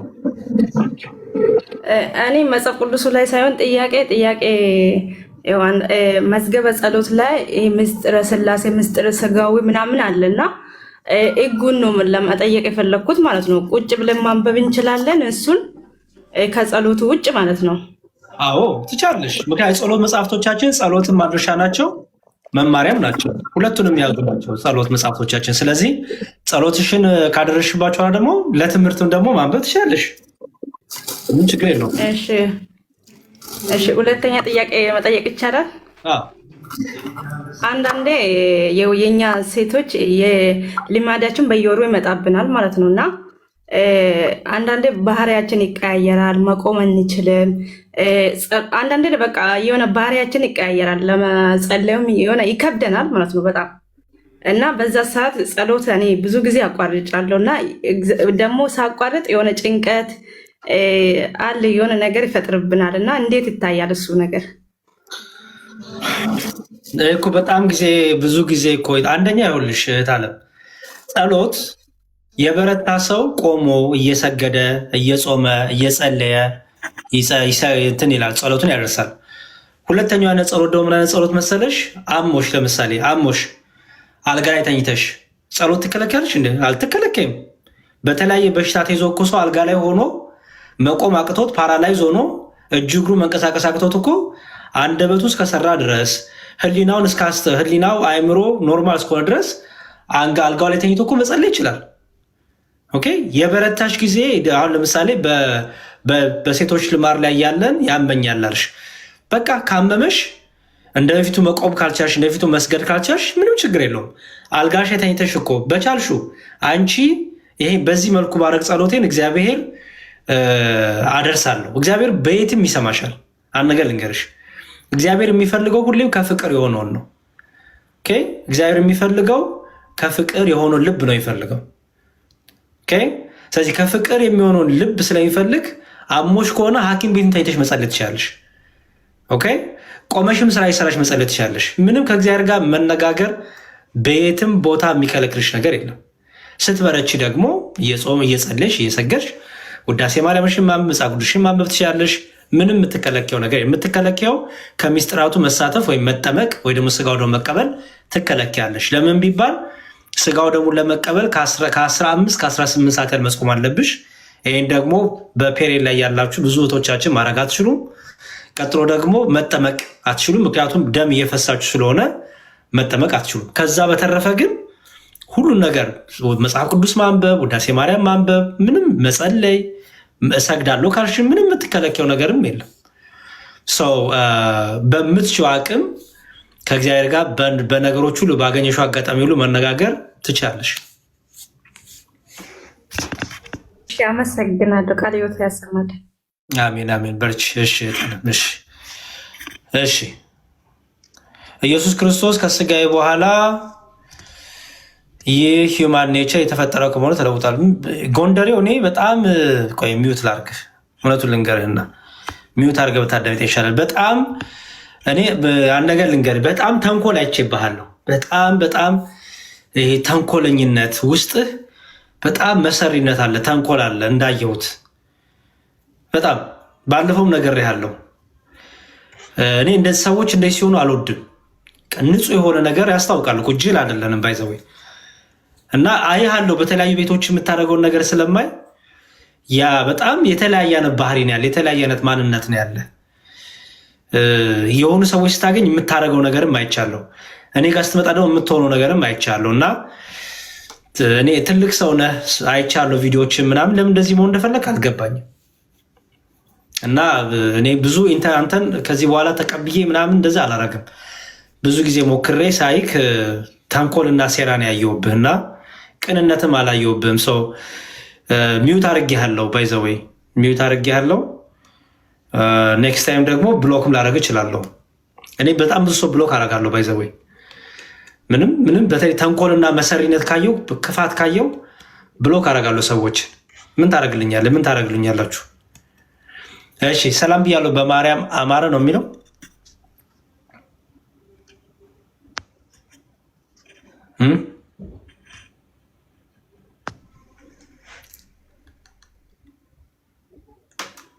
በማርያም አማረ ይሰማል? እሺ ይሰማል። እኔ ጥያቄ መጀመሪያ አንተን በጣም ነው ማከብረህ ወንድሜ፣ በጣም ነው የምወድህ፣ መዝሙሮችንም በጣም ነው የምወድህ። እግዚአብሔር አብዝቶ ይባርክ። እሺ በቃ እሱ በቂ ነው። እግዚአብሔር ሁላችንም ይባርከን። ጥያቄሽ ምንድን ነው? ጥያቄ አንድ ጊዜ ቲክቶክ ላይ ስገባ ሳላስብ መናፍቆች ቤት ውስጥ ገባ፣ ውይይት እያደረጉ እመቤቴን በቃ መልሼ መናገር እንኳን ማልችለው ነገር በጣም አስጸያፊ ነገር እየተናገሩ ሳለ እያዳመጥኩ ነው። በቃ በጣም ነው ውስጥ የተጎዳው። አሁን እዛ ላይ ያሳደረብኝ ነገር እኔ ጥርጣሬ አድሮብኝ ሳይሆን ጀስት ይመስለኛል ለሁሉም ሰው ብዙ ሰው ይኖራል በዚህ እና ደግሞ እኔ ብዙም ጎበዝ አይደለሁም መጽሐፍ ቅዱስ ማንበብ ብዙ ጊዜ ለምን ነው ማንበብ ጎበዝ ያለሽ? ኦኬ ጎበዝ ያለኩበት ምክንያቱም ከጠየቀኝ ግዕዝ ቁጥሮችን አላውቅም። ግዕዝ ቁጥር ማወቅ አይጠበቅብሽም ለማንበብ። የተጻፈውን ማንበብ ግዕዝ ቁጥር ምን ይጠይቃል? ምዕራፎቹን ምናምን በቃ በዛ ይመጣ ነው። እሱ ሁለተኛ ይመጣ ነው። ቁጥሮችን ማወቅ ሁለተኛ ይመጣ ነው። የተጻፈው ግን በአማርኛ አይደለ? በአማርኛ ነው። በቃ ስለዚህ የሚሻለው መሰለሽ ሰነፍ ስለሆንኩኝ በቃ ብዙ እንደዚህ እንትን ስለማል ብለሽ ራሽን ካልወቀሹም አትስተካከይም። የግዕዝ ቁጥር ላይ ምክንያት ካደረግሽ አያስኬድሽም። ስለዚህ ከዚህ በኋላ ማንበብ ነው ያለብሽ። ኦኬ ትምህርቶች አሉ፣ ትምህርቶችን መማር እስክሪብቶ ደብተር ይዘሽ በስርዓቱ ትምህርቶች በየቤቱ ይሰጣል። እነሱም መያዝ፣ ንጽጽር ላይ እንደዚህ ውይይት ስናደርግ ጥቅሶችን መያዝ። ኦኬ ኢቭን አማርኛውን ከከበደሽ ስልክሽ ላይ ሰርች አድርገሽ ዳውንሎድ አድርገሽ በአማርኛ እኮ የተጻፉ እኮ አሉ። የግዕዝ ቁጥር አይጠበቅብሽም እኮ። ለምሳሌ ይሄንን አሁን በአማርኛ ያለ ነው። የግዕዝ ቁጥር ማለት አይጠበቅብሽም። ያው ከልብ ከተፈለገ ይጠፋል ብለሽ ነው። እውነት ስንፍናማ አለብኝ። ስንፍናችን አንዳንዴ ካልተቀበልን ከእሱ ነው። ስንፍናችን እንዳትዪ፣ ስንፍናዬን በይ። ስለ ሰው ብዙ አትጨነቂ፣ ስለ ራስሽ ብቻ አውሪኝ። አሁን እና ወደ ጉዳይ ስገባ አንዴ እሺ እሺ፣ የሚጠቅምሽን ነገር እያሳየሁሽ ነው። ይሄ ይኸውልሽ ወርድ ፕሮጀክት ይባላል። www.word project ይባላል። ይሄን ዌብሳይት ሰርች ብታደርጊ ይሄ ይመጣልሻል። እሺ እዚህ ላይ ይኸው በአማርኛ አለ። ቁጥሩ በአማርኛ ነው በምታውቂው። እሺ እዛ ላይ ታገኛለሽ ማለት ነው። ስለዚህ ከዛሬ በኋላ ምንም ስንፍና አያስፈልግም። መበርታት መጠንከር ነው። እሺ እሺ ጎበዝ። እሺ አሁን ጠይቂኝ። ከዛ ማዳመጥ ቀጠልኩኝ። በቃ ሁሉም ማዳመጥ እያዳመጥኩ ነው። ለምን ገብተሽ አትወጪም ነበር? ከገባሽ ማትፈልጊው ከሆነ አትወጪም ነበር። ሲጀምር ሳላውቅ ነው የገባሁት። አጠቃቅሙን እዛን ጊዜ ብዙ አልችልም ነበር። ሳላውቅ ነው። አንዳንድ ጊዜ ድምፅሽ ታፍኗል። ሳላውቅ ነው የገባሁት። ገባሽ? ሳታውቂ ከገባሽ ለምን እያወቅሽ አትወጪም ነበር? ድንገት ልወጣ ስል ጆሮዬ ውስጥ የገባው ነገር በጣም በጣም ነው። እሺ ድምፅሽ ታፍኗል። ባይዘወይ አንዴ ይፈጠራል፣ አንዴ ይመጣል። ይሰማል? ስራ ላይ ነሽ እንዴ? አዎ። በቃ እንደዛ ከሆነማ ስራሽን ስሪ። ቆይ ፎሎ ላድርግሽ። ቆይ ፎሎ አድርጌሻለሁ። ሜይ በጣም ያስጨነቀሽ ነገር ካለ ወይ በቮይስ አስቀምጪልኝ አሁን። ምክንያቱም እየወጣ ይህ እንትን አንዴ ይመጣል፣ አንዴ ይታፈናል፣ አንዴ ይመጣል፣ አንዴ ይመጣል፣ ይሄዳል። ሰው ፎሎ አድርጌሻለሁ ወይ በድምፅ አስቀምጪልኝ። እንደዚህ ያስጨነቀሽ ነገር ካለ በድምፅ ሪከርድ አድርገሽ ቲክታክ ላይ አስቀምጪልኝ፣ መልስልሻለሁ። እሺ በቃ እንደሱ ነው ይሻላል። ጥያቄሽን ብቻ እሺ። አሁን ሰዎች ምናምን ብለሽ እንዳታስቢ። በቃ ሰዎቹ ጥያቄ የፈጥርባቸው ሌሎች ኦርቶዶክሳን ሳትይ እኔ ጥያቄ የፈጠረብኝ ከሆነ ስለ ራስሽ ብቻ ራስሽ ለብቻ ጠንክረሽ ስሪ። ኦኬ አሳጥሬ ለምን አሁን አልነግርህም? በኋላ ስራ ላይ ስለሆንሽ እየሰማሽኝ ማለት ነው። እውነቱን ለመናገር የሆነ በጣም አቁሜ ስራ ላይ ነበርኩኝ። አቁሜ ይኸውልሽ አሁን ድምፅሽ እየራቀ ነው። ታለም በቃ በቮይስ አስቀምጪልኝ፣ በቮይስ አስቀምጪልኝ። አንዴ ትመጫለሽ፣ አንዴ ይታፈናል። እኔ አትናገሪ እኮ አላልኩም ነበረ። እሺ አንደኛ ሳሙኤል የምጠይቁኝ ሰዎች ገብታችሁ ትርጓሜ አንብቡ። አንደኛ ሳሙኤል ምዕራፍ 15 ቁጥር 3 ኤክስፕሌን አድርግልኝ። ትርጓሜ አንብቡ። ትርጓሜ ለምን የማታነቡት እንዴ? ለምን ኤክስፕሌን የማደርገው እኔ? ትርጓሜ ለምን የማታነቡት እንዴ? እስከ መቼ ነው ግን እንደዚህ የሚሆነው? ግን ባይዘወይ እኔ አሉ ነው ማለት ለምን ነው የማታነቡት? ጉድ! እያንዳንዱ ነገር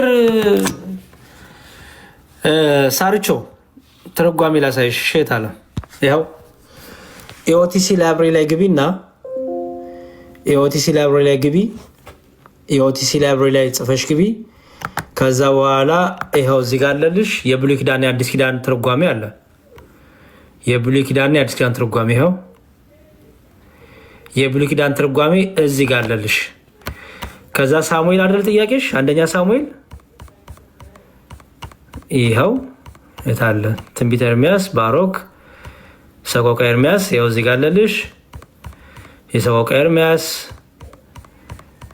ኦኬ፣ ዘካርያስ፣ ሚልክያስ፣ ኩፋሌ ያለ ይሄዳል እና እዛ ላይ ገብተሽ ትርጓሜውን አንብቢው። ምን ይመስልሻል? አይመስልሽም?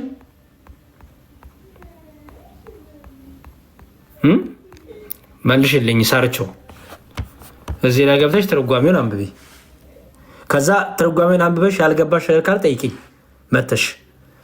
ይህን ትርጓሜ ሳነብ አልገባኝም፣ እዚህ ላይ ሳነበው ይህ አልገባኝም በይኝ። በጣም ቀላል ነው። የማቴዎስ ወንጌል ያላችሁ የማቴዎስ ወንጌል ትርጓሜ አለ። ይኸው እዚህ እኔ ግሩፕ ላይ ማለላችሁ የማቴዎስ ወንጌል አንድምታ ይኸው ማቴዎስ ወንጌል፣ ሉቃስ ወንጌል፣ ማርቆስ ወንጌል ጥያቄ አለኝ የምትሉ ሰዎች ይኸው ትርጓሜ እዚህ ጋር ይኸው የማቴዎስ ወንጌል አንድምታ፣ የማርቆስ ወንጌል አንድምታ፣ የዮሐንስ ወንጌል አንድምታ፣ የሉቃስ ወንጌል አንድምታ ወደ 37600 ሰው አይቶታል። ስለዚህ ገብታችሁ ተጠቀሙበት፣ አንብቡ። በጣም እኮ ጥሩ ነገር ነው እኮ እየነገርኳችሁ አለሁት። ባይዘወይ መቼም በዚህ የሚቆጣና የሚበሳጭ ሰው ካለ ተሳስታችኋል። ይሄ በጣም ጥሩ ነገር ነው። አንደኛ መምህራን ባይኖሩ ወንድሞች ባይኖሩ መልስ አላችሁ ማለት ነው። ይኸው ሁለተኛ ግዕዙ ምንም ነው የማይገባ አማርኛ እኮ አለው። ለምሳሌ እሺ እኔ እኮ ምክንያታችሁ ነው እኮ የሚገርመኝ። ምክንያቱን ተውት፣ ለምን ገብታችሁ አታነቡትም? ለምሳሌ ይሁት መጽሐፈ ልደቱ ለእግዚእነ ኢየሱስ ክርስቶስ አማርኛ፣ ግዕዝ፣ ከዛ አማርኛ። ወንጌላኑ ሲጽፉ ለራሳቸው መሰረት አያደርጉም፣ ሌሎችን ግን ራሳቸውን መሰረት ያደርጋሉ። ምንም የሚገልጽ ላላቸው መንፈስ ቅዱስ ቢሆን የሚጽፈው ከራሳቸው አንቅተው ነውና ይኸው አማርኛውም አለው። ኦኬ አማርኛውም አለው፣ ግዕዙም አለው። አማርኛው ማለት ግዕዙም አለው። ስለዚህ ገብታችሁ አንብቡ። እኔ ምክንያት ለምን እንደው የምደረድሩት ነው እኔ ያልገባኝ ነገር። ምክንያቱም ተውት ፕሊስ። ግዕዝ ምን ነው ከፍለ ሌላ ነገር ቢሆን ከፍለ እንማር አይደለ እንዴ? ኦኬ ግዕዝ ለምን ነው ከፍላችሁ የማትማሩት ሲጀመር? እኔ አይደል ነው እኔ ግዕዙን እየመረጣችሁ ተውትና እሺ ለጊዜው አማርኛውን ቢሆን አቡት። ለምሳሌ አሁን ይሁት እዚህ ጋር ለምሳሌ ምን ልክፈት? ቆይ የዮሐንስ ወንጌል ለምሳሌ ይሁት ዮሐንስ ወንጌልን ከፈትኩ። ይኸው እሺ ምን ይላል? ዮሐንስ ወንጌል ምዕራፍ 1 ቀዳሚሁ ቃል ውእቱ ይላል። ያው ቀዳሚሁ ቃል ውእቱ ግዕዙ፣ አማርኛው ይኸው እዚህ ጋር ትርጉሙ ይኸው እዚህ ጋር ጌታ ወንጌላን ሲያጽፍ በመዋቅር ጀመረ በመሰረት ጨረሰ ይልና ይኸው እዚህ ጋር ቀዳሚው ቃል ውእቱ በመጀመሪያ ቃል ነበረ የሚለው ማለት ነው። ሲያብራራው ምን ይላል? ይኸው ተወለደ ለማለት ተጸነሰ ማለት ጥንቱን ነውና፣ ተጸነሰ ማለት በቅድምና ነበር ማለት ጥንቱ ነውና ያ ቃል በቅድምና የነበረ ነው። ወአንተሰ ጥበብ እምለአሉ አለ ቀዳሚሃ አለ። ይኸው አማርኛ የት ተናግሮት ነበር እያለ ይተረጉምላቸዋል። ስለዚህ ተማሩ፣ አንብቡ። ከዛ እዚህ ላይ አንብባችሁ ያልገባችሁ ነገር ካለ ጠይቁ። የዮሐንስ ወንጌል ትርጓሜ ባለፈው እናሳይቻችኋለሁ። ይህንን ግዙ። ይኸው ዮሐንስ ወንጌል ትርጉም ግዙ። ይሄንን መጽሐፍት ጋር ልምምድ ይኑራችሁ። መጽሐፍትን ገዝተው የማንበብ ልምድ ይኑራችሁ። ይኸው ዮሐንስ ወንጌል ትርጓሜ ፎቶ አንሱና ወሰዱ። ይሄ መጽሐፍ እንዲሁም ሙሉ በአማርኛ ያለ ነው። እንዲሁም ሙሉ በአማርኛ በጣም ጥቂት ግዕዝ ነው ያለው እዚህ ውስጥ። ይኸው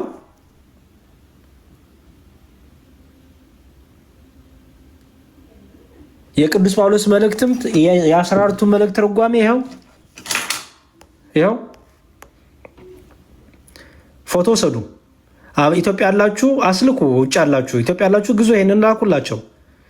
ይኸው የሐዋርያ ቅዱስ ጳውሎስ መልእክት ከሮሜ እስከ ገላትያ ይኸው ከዕብራውያን ከኤፌሶን እስከ ዕብራውያን በቃ እነዚህን ያዙና ማናችንም እንኳን እናስፈልጋችሁም። በቃ ነገ ቲክቶክ ቢጠፋ ነገ ሶሻል ሚዲያ ባይኖር ትበረታላችሁ ማለት ነው። ይኸው የቴሌግራም ቻናሉ መግቢያ ይኸው ጽዮን 1624 ጽዮን 1624 ወደ ቴሌግራም ግሩፕ መግባት ከፈለጋችሁ ጽዮን 1624 ብላችሁ ጽፉ። ኦርቶዶክስ ተዋሕዶ እንወቅ የሚል ይወጣላችኋል። ጽዮን 1624 ሊንኩን ላኩልኝ። ለምን እንደሚላከው እዚህ ጋር እያሳያችሁ ስክሪንሻት ወስዳችሁ ጽዮን 1624 ጽዮን 16 ልክ ስትጽፉ ሰርች ላይ ትሄዱና ኦኬ ሰርች ላይ ይኸው ሰርች ላይ ገባው እዩ ሰርች አለ አይደለ? ከዛ ጽዮን 1624 ይኸው ሰርች ላይ እንጻፉ። በቃ አለቀ።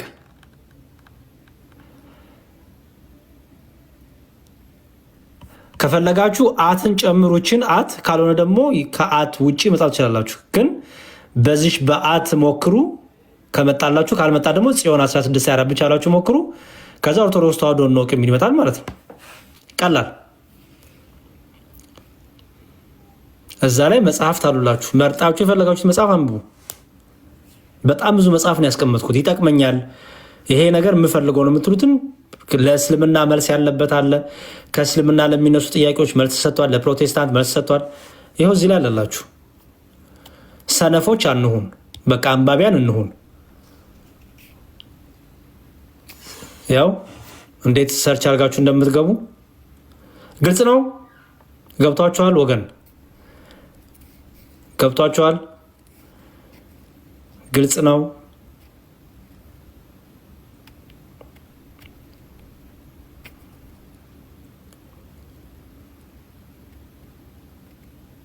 በቃ ስለዚህ በርቱ። መበርታት መጠንከር ነው። በቃ እዛ ላይ ገብታችሁ በጣም ብዙ መጽሐፍት አሉ። ትርጓሜ እዚህ ጋር አለላችሁ። ሲቀጥል ደግሞ ከእስልምና ደግሞ ጥያቄ ላይ ይመጣባችሁ ደግሞ የኔም መዝሙሮች አሉ። ከፈለጋችሁ እየገባችሁ ዩቲዩቡን እዚህ ጋር መዝሙር ያለ መዝሙሩን ማዳመጥ ትችላላችሁ። ይሄ ደግሞ ስለ ክርስቶስ አምላክነት ጠቅላላ አንድ ሙስሊም መጥቶ ክርስቶስ አምላክ አይደለም፣ መጽሐፍ ቅዱስ አምላክ አይልም ካላችሁ ይኸው ጥቅሶች ተለይቶ እዚህ ጋር ተቀምጦላቸዋል። ይኸው አምድ ሃይማኖት ቆንጆ መጽሐፍ ነው። ይህንንም ከፍታችሁ አንብቡት። በጣም አሪፍ መጽሐፍ ነው። በጣም በተለይ ገና ኦርቶዶክስን ለማወቅ ለማጥናት መጽሐፍ ቅዱስን በቃ ገና ልጀምር ነው የምትሉ ሰዎች ይሄ በደንብ ይመራቸዋል። አምድ ሃይማኖት። ከዛ ደግሞ ስለ ድንግል ማርያም የጥንቱ ትምህርት ምን ነበረ የሚለውንም አለላችሁ። የመጽሐፍ ቅዱስ ጥቅስ ማውጫ የሚልም አለ። ተዉት፣ እሱን ችግር የለውም ግዕዝ ስለሆነ። ታቦት፣ ስለ ታቦት ይኸው፣ ስለ ታቦት ጥያቄ ያላችሁ ይኸው ታቦት በአዲስ ኪዳን የዳዊት መዝሙር ትርጓሜ፣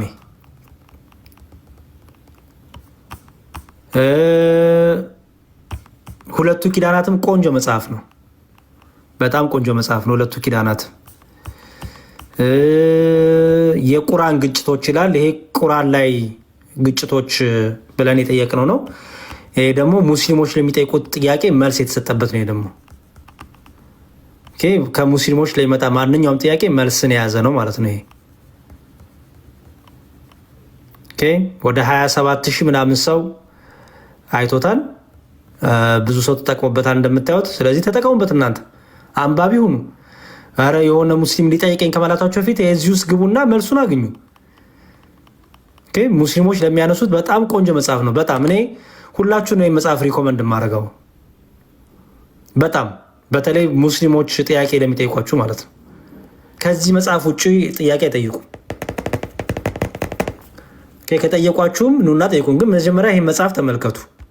ይህ መጽሐፍ ከያዛችሁ ትመልሳላችሁ። ይኸው እዩት። ደግሞ በጣም ቆንጆ አድርጎ ነው የሚያብራራው። አንድ አምላክ ብቻ ይላል። ያው አንድ አምላክ ብቻ ይላል። ያው የሙስሊሞች አጠቃላይ ጥያቄዎችና መልሶቻቸው ይላል። ይኸው በጣም ብዙ ጥያቄዎች ከነ ጥቅሶቻቸው ማለት ነው። መጽሐፍ ቅዱስ ተጋጭቷል ምናምን ለሚለው ሁሉ መልስ የያዘ ነው ማለት ነው። እሺ ይሄ ሁሉ ጥያቄ ማለት ነው። ይሄ ሁሉ መልስ። ከዛ ደግሞ መልሶ ሙስሊሞችንም ይጠይቃል። ይኸው መጽሐፉ እዚህ ጋር አለላችሁ። አንድ አምላክ ብቻ የሙስሊም አጠቃላይ ጥያቄዎችና መልሶቻቸው ይላል ማለት ነው።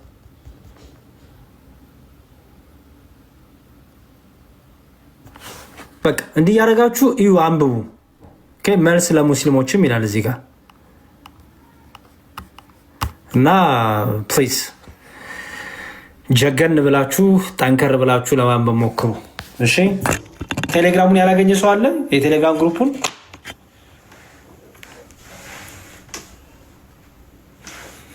የቴሌግራም ግሩፑን ያላገኘ ሰው አለ? አሁንም አላገኛችሁትም የቴሌግራም ግሩፑን? ወይ ጉድ! እሺ ይኸው እኮ አልኩኝ። ቅድም እኮ አሳዩዋችሁ። ኧረ ተው እናንተ ግን ተው። ምንድን ነው እምቢ አላችሁ? ይሄን መጽሐፍ እንዴት ነው እምቢ አይልም? ወደ 17,000 ምናምን ሰው ታዲያ እንዴት ገባ? እንዴት እምቢ ይላችኋል? ይኸው ጽዮን 1624 ብላችሁ ጻፉ እኮ አልኩኝ። ሰርች ላይ ሄዱና ጽዮን 1624 ከዛ ኦርቶዶክስ ተዋሕዶ እንወቅ የሚል ይወጣላቸዋል። ያው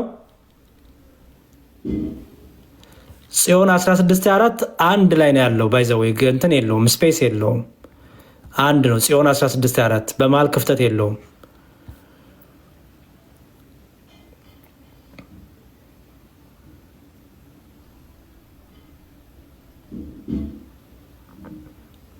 ጽዮን 16:4 ብላችሁ ከዛ ኦርቶዶክስ ተዋሕዶ እንወቅ የሚል ይወጣል ማለት ነው። አይ ፍልስፍና የለውም። እኔ የፍልስፍና ሰው አይደለሁም። የፍልስፍናም ዓላማ የለኝም። ፍልስፍና እንግዲህ የሚፈላሰፉት ጋር መሄድ ትችላላችሁ። እኔ ፈላስፋም አይደለሁም፣ ፍልስፍናም አላነብም። እሺ እኔ የማነበው መጽሐፍ ቅዱስ የአባቶቼን ትምህርት ነው።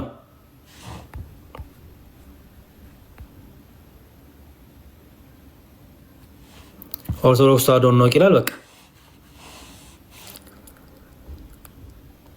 አገኘ ነው። ኦኬ በጣም ጥሩ። በቃ እዚህ ላይ ገብታችሁ እንግዲህ የምትፈልጉትን መጽሐፍ ፒን ተደርጓል። ወደ ላይ ወደታች እየወጣችሁ ከመጀመሪያው ጀምሩ ተመልከቱ። ላይ ስትወጡ ይኸው ለምሳሌ ሚስጥረ ስላሴ ይላል። ኦኬ ሚስጥረ ስላሴ ይላል። ከዛ እሺ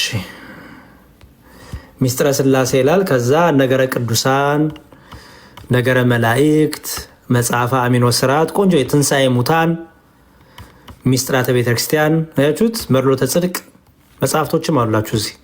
ስለዚህ ከላይ ጀምሮ እያያችሁ የሚጠቅመኛል የምትሉትን መጽሐፍ ላይ በደንብ አንብቡ። ኦኬ ግዕዝ አይደለም፣ አይ በደንብ ተመልከተው። እሺ መዝገበ ቃላት ባይዘው የመጽሐፍ ቅዱስ መዝገበ ቃላት ማውጫ ይወላችሁ ተክለ ወልድ መዝገበ ቃላት የመጽሐፍ ቅዱስ ማህበር ያሳተመው የመጽሐፍ ቅዱስ መዝገበ ቃላት ይኸው እዚህ ላይ ያለላችሁ ጽዮን 16:4 የቴሌግራም ግሩፑ ይኸው ጽዮን 16:4 ጽዮን 16:4 በጣም ጥሩ መልካም። ስለነበረን ጊዜ እንግዲህ እግዚአብሔር ስሙ የተመሰገነ ይሁን። ወደ ስራ መመለስ አለብኝ እኔም